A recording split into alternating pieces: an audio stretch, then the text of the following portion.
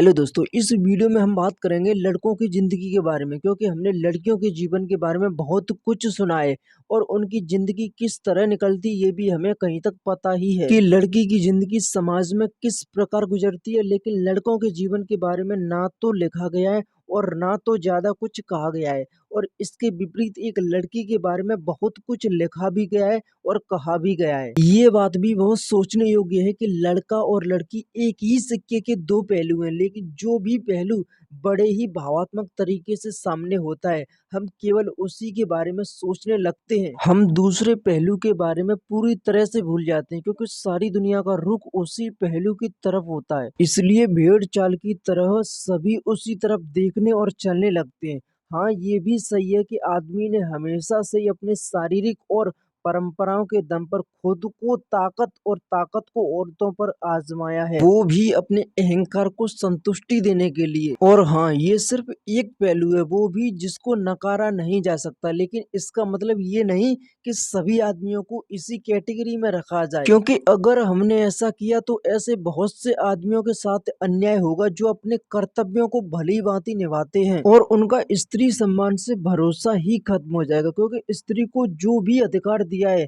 वो उस अधिकार को पूरे सम्मान से चाहती है, लेकिन अपने कर्तव्यों को पूरी तरह भूल जाती है। ठीक उसी प्रकार से कोई मेहनत किए बिना फल पर अपना पूरा अधिकार जमा लेता है। अगर स्त्री सम्मान चाहती है और अपने अधिकार चाहती है तो उसे अपने कर्तव्यों को समझना पड़ेगा, और अगर वो अपने कर्तव्यों के बारे में नहीं समझती है तो उसे अपने अधिकार के बारे में भी सोचने का कोई अधिकार नहीं है। क्योंकि अगर मनुष्य को बिना कमाए शक्ति मिल जाए तो उसका अनुचित उपयोग करेगा, और जब किसी चीज का अनुचित उपयोग होता है तो वो विनाश के नए रास्ते खोलता है। और जब मनुष्य को शक्ति दी जाती है तो सबसे पहले उसकी बुद्धि भ्रष्ट होती है, और ये भी कहा गया है कि जब विनाश मनुष्य पर छाता है तो सबसे पहले उसका विवेक मर जाता है। और आज का मनुष्य थोड़ी सी भी संप्रदा पाकर स्वयं का विनाश कर लेता है। और यही कारण है कि आदमी ने स्त्री को थोड़ी सी भी शक्ति दी है जिससे उसे लगने लगता है कि सबसे ऊपर हम ही हैं।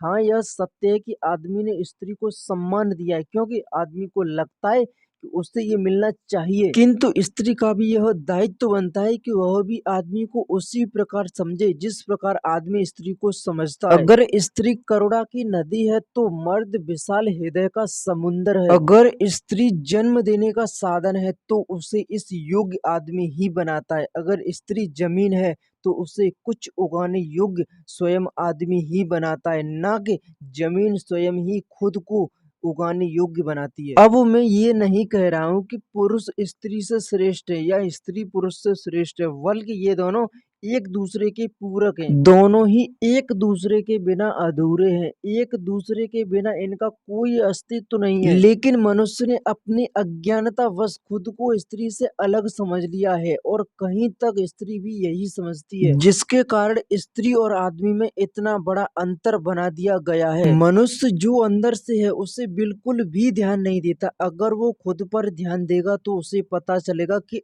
अंदर स्वयं एक स्त्री है, और अगर स्त्री खुद पर ध्यान देगी तो उसको भी पता चलेगा कि वह एक मर्द है। आपने कई बार ये सुना होगा कि ये उसकी अर्धांगिनी है। क्या आपने कभी इस शब्द को गहराई से समझने का प्रयास किया है कि अर्धांगिनी का क्या मतलब है? अर्धांगिनी वह शब्द है जो बताता है कि स्त्री और पुरुष एक ही है, दोनों एक ही शक्ति के दो रूप हैं। ठीक वैसे ही जैसे एक गाड़ी बिना पेट्रोल के बेकार है और पेट्रोल का भी तभी अस्तित्व है जब तक गाड़ी चलती रहेगी। जिस प्रकार शिव शक्ति एक ही है, जैसे अपने शिव के अर्धनिश्वर रूप के बारे में तो सुना ही होगा, जो दोनों एक ही स्वयं को प्रदर्शित करते हैं, जिन्हें एक दूसरे से अलग नहीं देखा जा सकता। अगर एक को अलग किया तो दूसरे का कोई अस्तित्व नहीं है। इसलिए स्त्री और पुरुष इस बात को अच्छे से समझ लें कि दोनों ओर अलग अधिकार दिए हैं तो दोनों को कर्तव्य भी अलग दिए हैं। अगर एक आदमी का पैसे कमाने का काम है तो एक स्त्री का भी दायित्व बनता है कि उस कमाई को उसी गंभीरता से खर्च करे जिस गंभीरता से उस